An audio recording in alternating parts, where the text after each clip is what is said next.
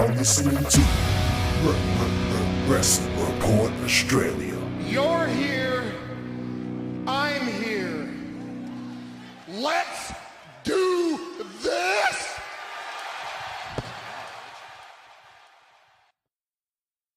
Ladies and gentlemen, boys and girls, children of all ages, you know what it is. This is Wrestle Report Australia. As always, I am Mike. This is Lon. Yo, yo, yo, yo. And this is our weekly Smackdown review. Today is Thursday, the 15th of March, 2018. Obviously, we're a day late, as always, for Smackdown. Just makes it a bit easier for us. But we are here, and Smackdown this week was not a bad show. Yeah, it was alright. I actually enjoyed it. I think it could have been a stronger show for the fallout of Fastlane, but... Yeah. One thing I didn't like was the fact that how many times we got hyped that Shane McMahon was going to be making his announcement. Yeah, all about Shane. I swear we saw it in between every match. Before every entrance, we were told that Shane's going to be making a major announcement, which wasn't even that major. SmackDown's the land of opportunity, Yeah. but it's not. It's all about Shane. It's all about Shane. We started the show with some segment announcements saying that Randy Orton's going to be out, the new United States Champion. Asuka's going to be a special guest for SmackDown and talk about what happened with her and Charlotte at Fastlane, and also the announcement that Shane McMahon will be making a major WrestleMania announcement for the end of the show. But the show begins with none other than the WWE Champion. And this is... to our point, in our last edition, we were talking about how they're hyping mid-card titles now with like main event statuses. Did you notice that the basic main event of Action this week was a mid-card title? Like, Yeah, they started the show with the main champion, and they ended the Action with the United States, the mid-card belt. I like that. That's cool. But that's jumping ahead of the gun. I just wanted to just put that on record that I enjoyed that. But yeah, we started with the WWE Champion AJ Styles. For a minute, he kind of just stood in the ring. The crowd were firmly behind him. We had a good crowd again this week. Not like too over the top, but they were behind the people that they needed to be behind, I would say. Anyway, like I said, he stood in the ring, and then he says, he overcame all the odds at Fastlane. He's still the WWE Champion, and he talks about a lot of unbelievable scenarios, and then he goes on to say that they were unbelievable, but they weren't impossible. He got a big "You deserve it" chant, which I liked. I liked that chant. And then he stops him, and he's like, "No, I earned it." And that got a big cheer too. He says he respects Shinsuke because their roads to WWE were very similar, but the comparisons stop at the WWE Championship. He says he's just like every other average guy, as in AJ. AJ says he's just like every other average person in the world until he steps in between these ropes, and then he becomes phenomenal. Then Shinsuke Nakamura makes his entrance. He's interrupted by his opponent for WrestleMania, the Dream Match, and then he comes out and he gets on the mic. And I'm not a big fan of Shinsuke or Asuka on the mic. We mentioned this on a previous edition. Yeah, they got to get better at their English. Yeah. Before they get on the mic, obviously. Otherwise, how are we meant to understand them? Yeah. But not being a dick. No, but no, of course, how yeah. are we meant to understand them? Shinsuke, he kept it short, but he only says a limited amount of words. Yeah. He's like, AJ, you're a champion. Everyone likes you, but everyone likes me too. I respect you. WrestleMania dreams come true, and my dream is knee to face, and I become champion. And then the unlikely second interruption from Rusev. Rusev Day. Rusev Day. Rusev Day. Rusev Day. And once again, the crowd were firmly behind Rusev Day again. And as he makes his entrance, we go to commercial. We come back, and to start the action for the night, it is Rusev versus AJ Styles. Shinsuke Nakamura still at ringside, as is Aiden English for Rusev. It was a good match to start SmackDown. Yeah, it was very clean. Tom Phillips jacked my line. Yeah, he did. Rusev was looking strong. He was, Tom. He connected with another massive kick, eh? I loved it. I loved it. I even made a note of that. That was such a good kick. The crowd was active in that match. Half for AJ, half for Rusev Day. Yeah. Like the kids and the women were chanting for AJ. Yeah. You could hear it. And then the hardcore fans were chanting for Rusev. What's Rusev going to do for Mania, do you think? Probably just chucked into some type of match. Pre-show. He might not even be on it. Probably not. Like I said, they're trying to cram everyone into it, and it's already way too packed. Now that we have a Moolah Battle Royal, are we going to have an Andre the Giant Battle Royal as well? Yeah, well, if there is, Rusev should be in that, and he should win. He needs to win. Yeah. Rusev Day. Just because he's over, and, you know, why not have Rusev be someone that wins it? Yeah. Baron Corbin did. Yeah, Mojo Rawley. Yeah, I know. Mojo won. If Mojo can win, Rusev can definitely win. Exactly. Or even Curveball, Aiden English. Yeah. But anyway, naturally, AJ Styles is the winner, WWE Champion. He's not going to lose to Rusev. But the finish was AJ Styles was going for the Calf Crusher, and Aiden English interfered for the DQ win for AJ. They both start attacking AJ for a bit. Shinsuke has a little, intense entrance. He just stands by watching them attack him for a bit, and then he takes off his shirt and gets in there and ends up helping AJ out. But then as soon as he helps him out, he leaves, and that's how we end that segment. How many Lone Stars does the opening match of SmackDown get this week? I reckon to be honest, it would have almost been a 4-star until Aiden interfered. Yeah, they should have had a clean finish. So there was no finish, so there is no star. But, technically, yeah, true. It was, like I said, it was clean wrestling. Rusev looked good. Two good talents in the ring. Yeah, two good talents in the ring, and it was a good opening match. I enjoyed it too. I liked where AJ he picked Rusev up for the Styles Clash. Yeah. And Rusev is pretty big. Yeah, and seeing him pick up Rusev, it was pretty surprising. Yeah. Yeah. But it looked good. AJ's a beast. Yep. He is phenomenal. We then see a recap of what happened at Fastlane with the tag team situation.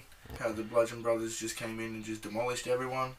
And then we're told that the Bludgeon Brothers will compete against one of those two teams tonight, if any of them are able to compete at all.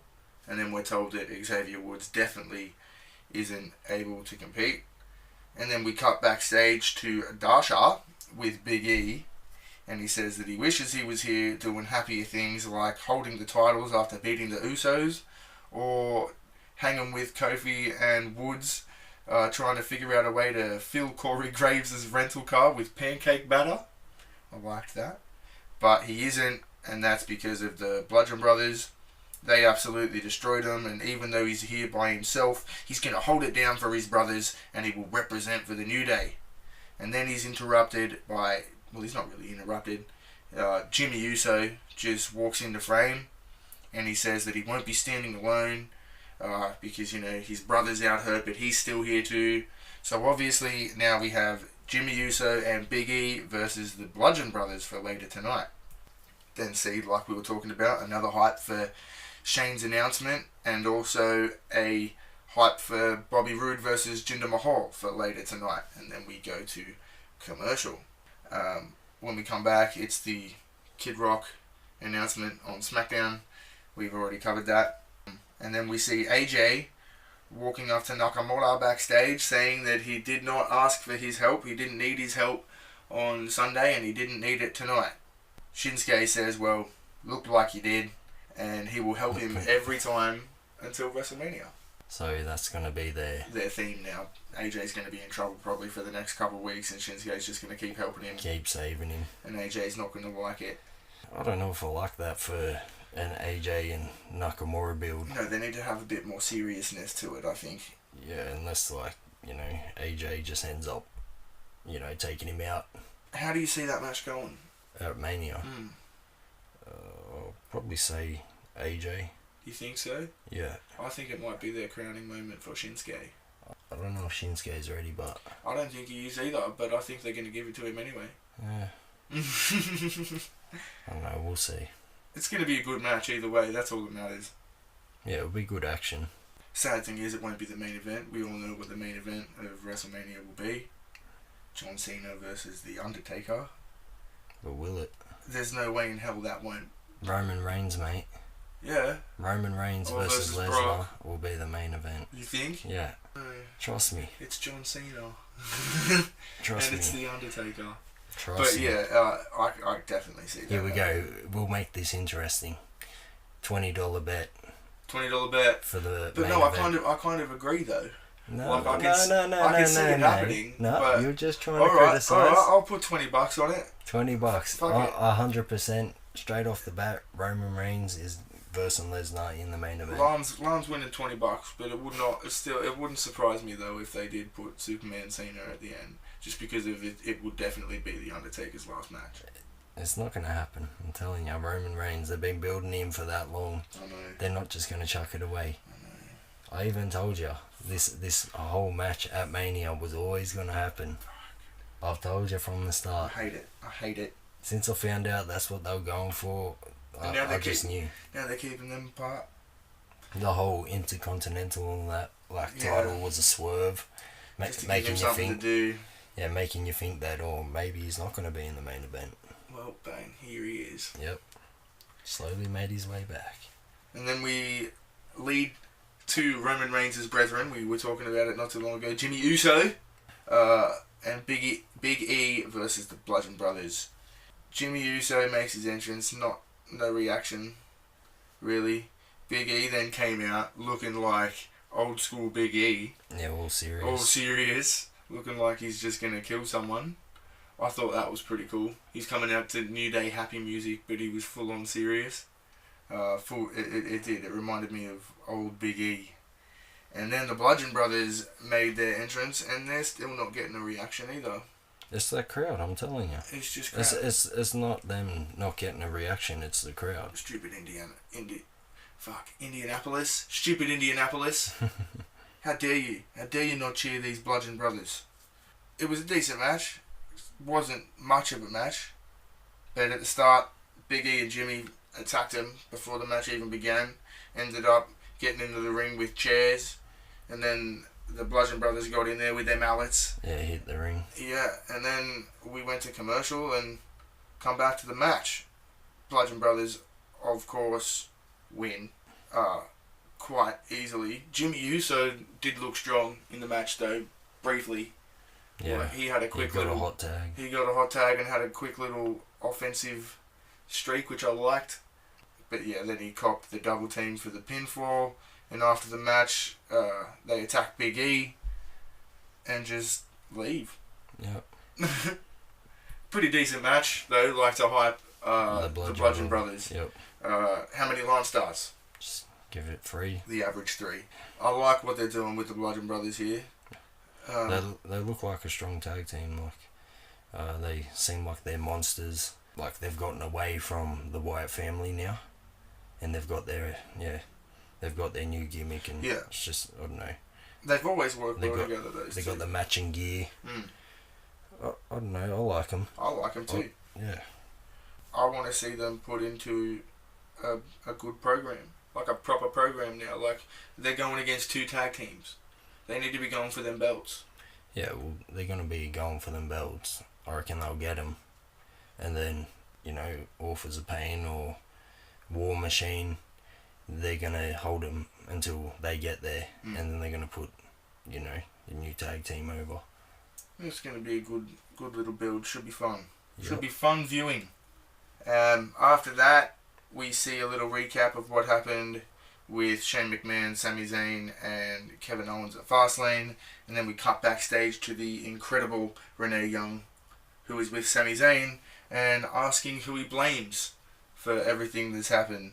He says that's a loaded question because the obvious answer is Shane, but he actually blames Kevin Owens. Because if it wasn't for Shane's obsession with Kevin, Shane wouldn't have even been there at Fastlane to cost Sami the match. He then says, Kevin's a good person outside the ring, but when it comes to his career, he's nothing short of a self-absorbed egomaniac. Sammy played him and everyone else perfectly and was milliseconds away from becoming the champion, but he paid the price because he was guilty by association and he will never pay that price again. Good little promo by Sammy. Yeah. I'm actually finally liking Sami Zayn. Like, I never did.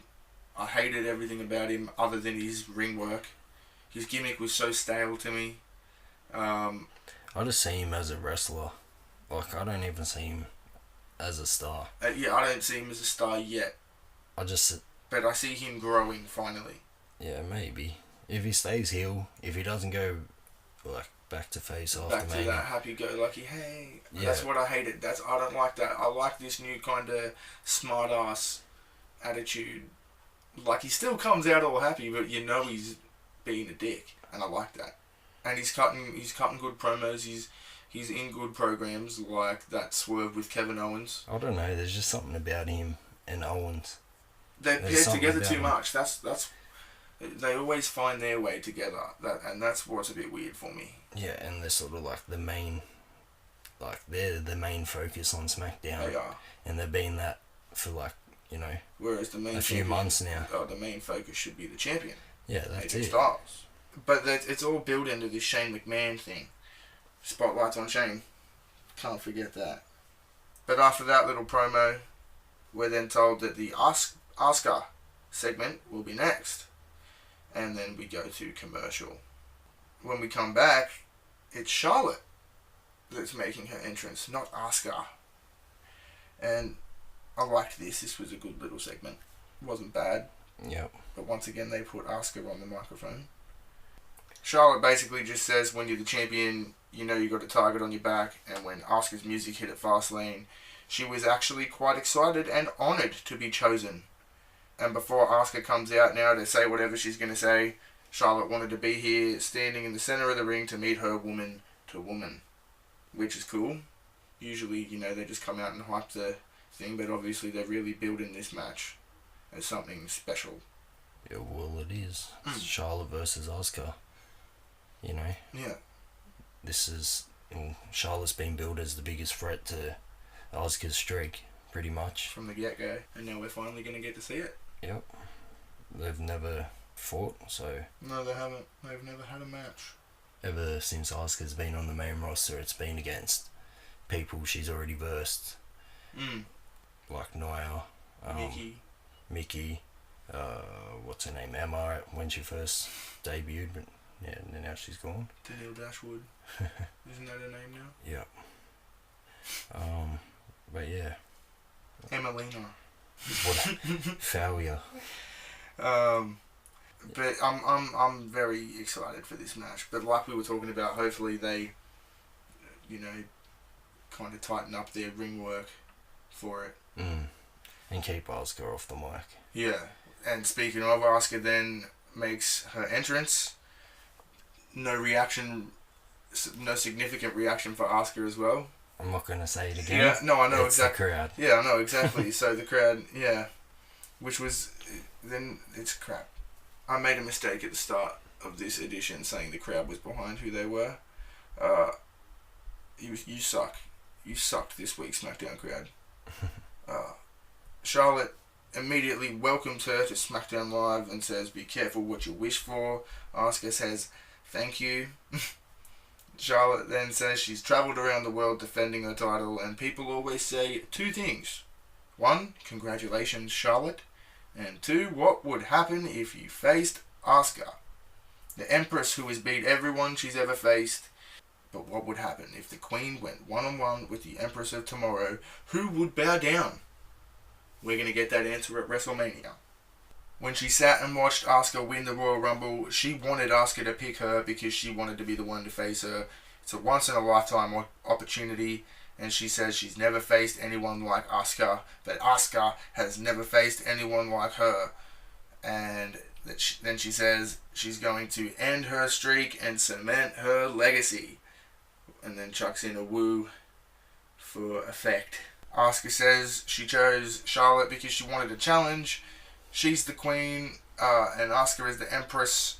Asuka bows to no one because no one is ready for Asuka.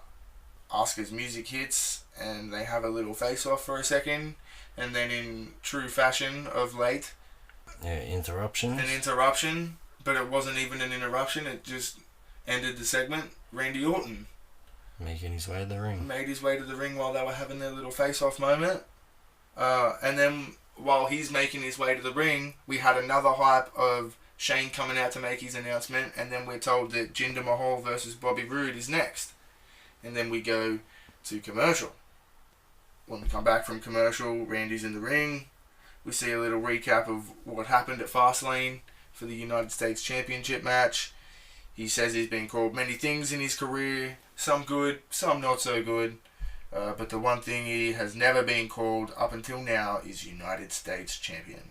Winning this title puts him on the short list of Grand Slam champions, and he actually cares about that list other than the Smackdown Top 10 list, which he doesn't care about apparently.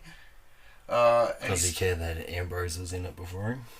Because I would. Yeah, same. I would care. I would And care Roman. a lot. Roman as well. Scrotum. Yeah, no, a lot of people are in there that shouldn't be. Yeah. And it's a bit strange that they are and got there so quickly. But hey, he's there now. Yay. He says Bobby earned his respect at Fastlane, but the United States Championship is his now, and he's taking it to WrestleMania, and no one will stop him.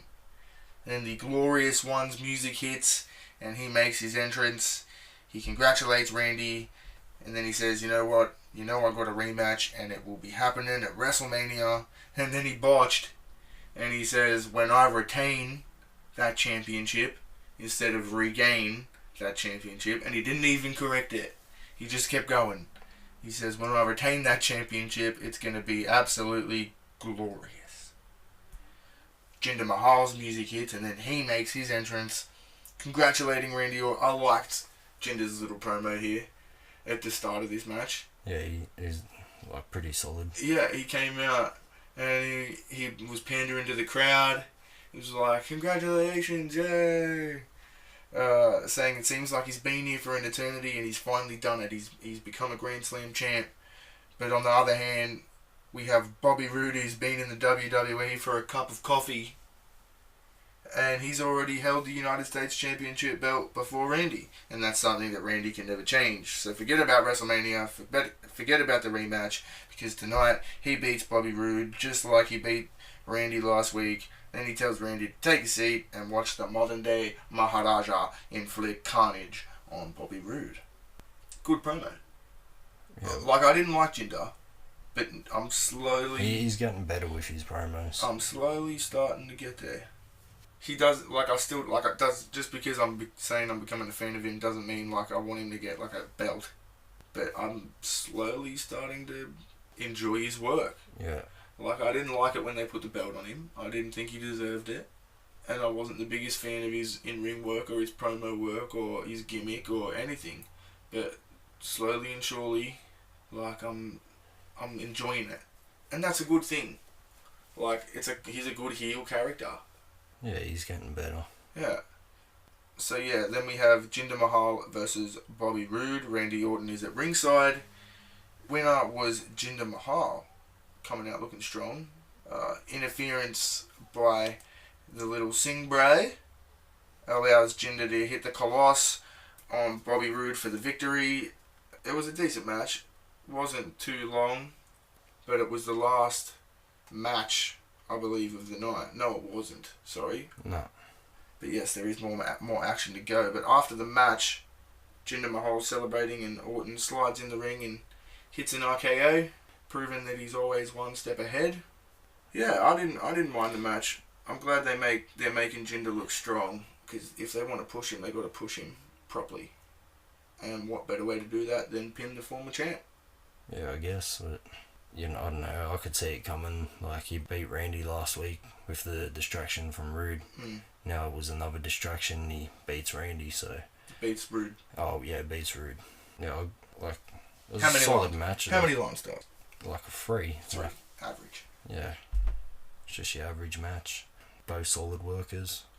Yeah, obviously a triple threat match coming out. Jinder's improving in the ring as well, so... Yeah, he is. He is. But yeah, it was a pretty good match. building up to the inevitable triple threat match.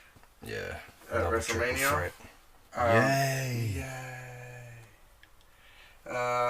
But with that, we lead into a commercial, and just like them, we are going to lead into a commercial here at Wrestle Report Australia. But there is no need to panic, because we will be right back with a little bit more SmackDown reviews, and we'll be right back with a little bit more of Wrestle Report Australia. Whoop whoop. You think the action stops just because the boys are taking a little break? Wrong! Here at WRA, the action never stops. We'll be right back with some more of the newest and most spectacular wrestling and fight podcasts that you've ever heard in your life. Wrestle Report Australia, the only place to go to get these pods. Hit the like and subscribe button now. Welcome back, everybody. This is Wrestle Report Australia. I am Mike. This is Lon. Yo, yo, yo. And we are in the middle of our weekly SmackDown review. We come back to Kevin Owens backstage with the divine Renee Young. And she's asking him what his thoughts were on what Sammy had to say earlier. He just says, how does Sammy think it's all my fault? It's all Shane's fault. Sammy isn't the only one who got screwed. Kevin got screwed first. If that hadn't happened, Sammy would never have been screwed in the first place because Kevin would already be the champ.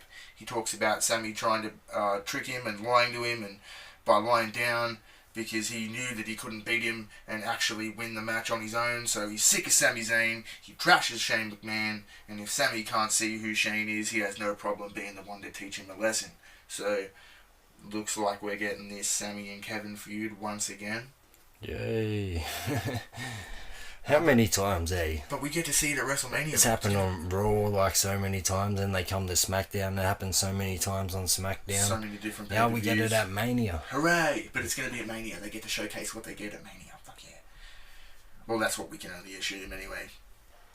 After that, we see the announcement again for the Fabulous Moolah Battle Royal, and then we lead into Naomi and Carmella. Carmella has a little promo before the match, you know, in one of them backstage cams, or they said it was like an Instagram video or something. She called herself the modern day Moolah because she's repping Fabulous in the current era. Bell rings. Winner of the match is Carmella. I didn't care for the match. Carmella was savage, just pulling on her hair the whole match, screaming. Yeah, that was the match, basically. I don't care for either talent in it. Me neither. You know, what's the point of that pointless match? To put Carmella over. That was it. She's not getting over. She's not. All she's doing is screaming, I miss Money in the Bank. Yeah, and it's getting annoying. booed. That's it. Yeah, so yeah, how many Lime Stars does that heck of a match get? The incredible 1 star. 1 star sucked in. We head to commercial and then come back to what I thought was a very entertaining little hype package for the mixed match challenge match between Rusev and Lana and Bobby Roode and Charlotte, because Charlotte ended up singing Bobby is the best, Bobby number one. And I thought that was pretty funny. I wouldn't have commented on that otherwise, but that was a pretty funny moment on SmackDown this week.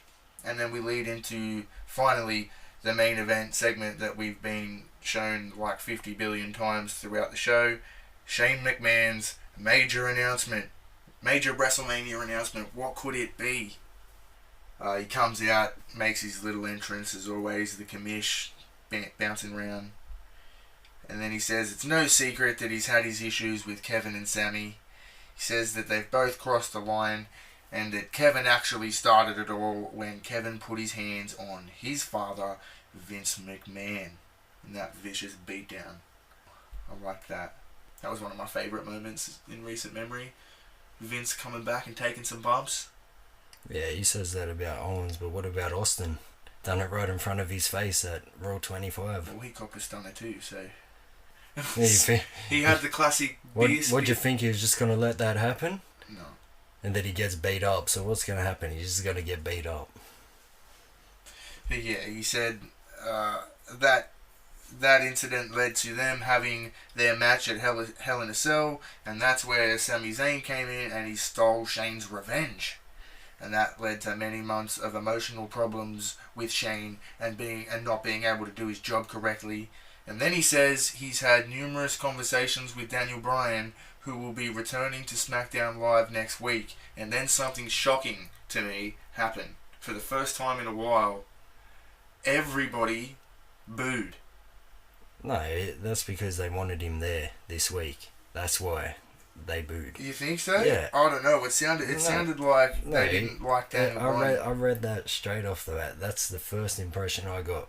And Shane's like trying to play it off like, what? Yeah. No, yes chance. Yeah, you don't like Daniel Bryan? No, they'll boo him because he wasn't there. Yeah. Fair enough.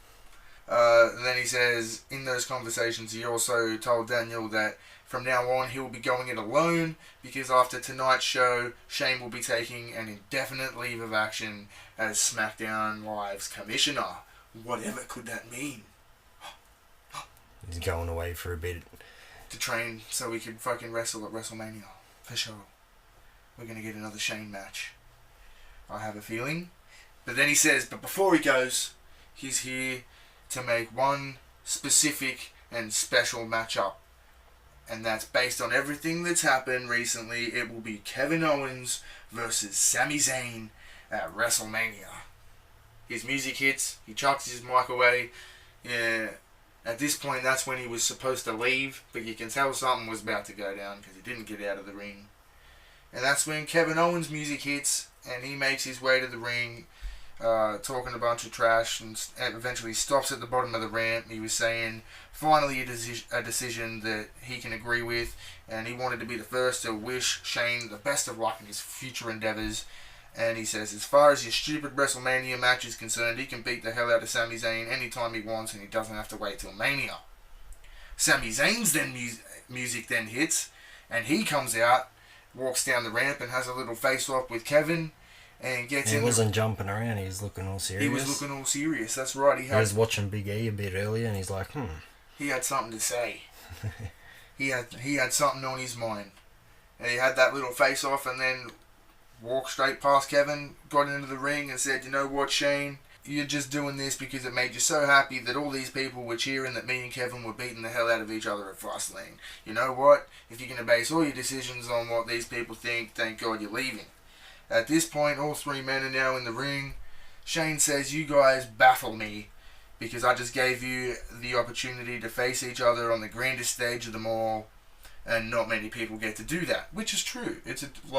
Even though we've seen the match a lot, it's still cool to say they did it at Mania for them, even though we've seen it a bunch of times and there's nothing new that they can really do. Yeah. It's still a good accomplishment for them to be able to say we wrestled each other at WrestleMania. That's pretty cool. Yeah, for them, but not for us. Yeah, not for us. We don't want to see it. We've seen it already. And then Kevin says, yeah, we appreciate that, Shane, but we think you'll appreciate this too. And then in a shocking turn of events, Sami Zayn attacks Shane McMahon from behind. And then Sami and Kevin are back on the same team. I don't get it. I don't know, it's confusing me a bit. Yeah, it's confusing me a bit, but I think maybe they never actually were. Were they really angry at each other, or were they playing a game? I think it might have just been a game. You know, it's just a game to get some conflict happening so they could get this to happen so then they could do this. Well, we got to hear them talk after this whole segment anyway, so we'll hear what they got to say next week. Kevin eventually holds Shane for Sami to give him a Haliva kick, and then Sami returns the favour by chucking him at Kevin for the pop-up powerbomb. Refs come out to help, and then they get attacked too. And then they end up taking Shane outside the ring, putting his head in a chair and smashing it against the ring post in a savage spot. And then they literally dragged him up the ramp out of the arena. This is the part that I thought was funny when Sammy's like when they're dragging him up there. No. Yeah. Yeah, I laughed at that. I laughed at something else too at the end too. We see them dragging him backstage, like they're taking him out. And then Kevin says, "No, you know what? One more thing before you go." And then they pick him up and powerbomb him on a crate. Yeah, it was like some random. It was like a metal crate, but Yeah, it was like a little ladder on top or something. It looked like it was one of them, just construction crates that they have sitting around backstage, and it looked like they had just like a plastic tray sitting on top of it, or something like that. I swear it was metal. Who knows? Yeah. But yeah, he got powerbomb on that, and then he starts making some pretty fucked up noises. Oh, he was selling heaps good. He was selling it really well. Like on point, his face was all like Yeah, red. yeah, but he would be. In It looked pain. like he was. It would have been a sore couple of spots Yeah, to take. I don't know if he might have actually been in serious pain, because that selling was friggin' perfect. Yeah. That was some of the best selling I've seen in friggin' ages. But even though the attack was savage, it wasn't vicious enough for the EMTs to be telling him, "Hang in there, Shane. You're gonna make it. You're gonna make it, bro. Everything's gonna be alright. Everything, just hang in there. You're gonna make it." Like, they're telling him he's gonna make it like he's about to die. Yeah. He's not a bit over the top. Bit over the top, and that's how we went off the air. So I went off the air this week of SmackDown having a bit of a chuckle, but at the same time, that was a very good attack. Little swerve angle again, with Kevin Owens and Sami Zayn obviously being on the same team again. Like, I don't like them being in the main event spot, but that was a good segment. It was a good segment. I seriously reckon that was their first good actual segment with Shane. Yeah. Everything else was just sort of... The way they led into the attack was great. Yeah. With Shane being like, I just gave you guys the biggest opportunity, and Kevin was like, yeah, you know what, we appreciate that, but I think you can appreciate this too. Then, wham! Yeah, bang. I was like, whoa, alright, sweet. And then obviously at the end, with the EMTs, they're tending to Shane. Kevin's got his arm around Sammy, and they walk off smiling, so obviously they're still a team. You know what I'm hoping for? Handicap match. Kevin and Sammy versus Shane. No. I'm hoping for a tag team match. Kevin and Sammy versus Shane and Daniel Bryan. That's the one. That like, I know it's a bit shit for D-Bry's return match if it happens. But it's Mania. Yeah, it's Mania, and it's gonna be safer for him. In a tag team environment. Yep. That's an interesting... That was SmackDown, eh? Yes, it was indeed SmackDown. Like we said, decent show this week. We enjoyed it. We can't wait to see what the fallout is for next week. We'll be coming at you again next week with our weekly Raw review. But I just want to leave with a bit of UFC news, because WrestleMania, I believe, is April 8th, correct? Yes. Well, on April 7th, the day before WrestleMania, we have one of my most hyped UFC cards coming up. UFC 223. I'm very excited for this. The main event, of course, is Khabib Nurmagomedov versus the lightweight champion Tony Ferguson. That's going to be a hell of a fight. We've tried to see that fight like 4 or 5 times. That might be an exaggeration, but it's close to it. And it always falls through.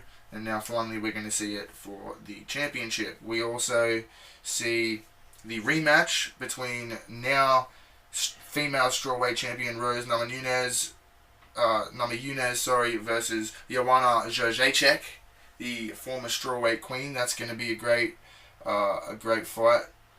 Also, another fight that I'm looking forward to on that card, Michael Chiesa versus Anthony Pettis. Hopefully Anthony Pettis can get back to his winning ways. If not, Michael Chiesa is going to have a good win under his belt. And then we also have on the prelim card, Joe Lozon going to be fighting on there, who's a legend, and our hometown girl Beck Rawlings, who I'm a big fan of, will also be fighting on that prelim card as well. So UFC 223, the day before WrestleMania. It's going to be fucking insane. I can't wait for that, and I'm sure you cannot either. But I believe that's all the news that we have. That's it for this week. With that, I have been Mike. This has been Lon. Yo. And we are, as always, the newest team, bringing you all the news that you need to know in the wrestling world and the fight game. Until next time, deuces. Whoop whoop.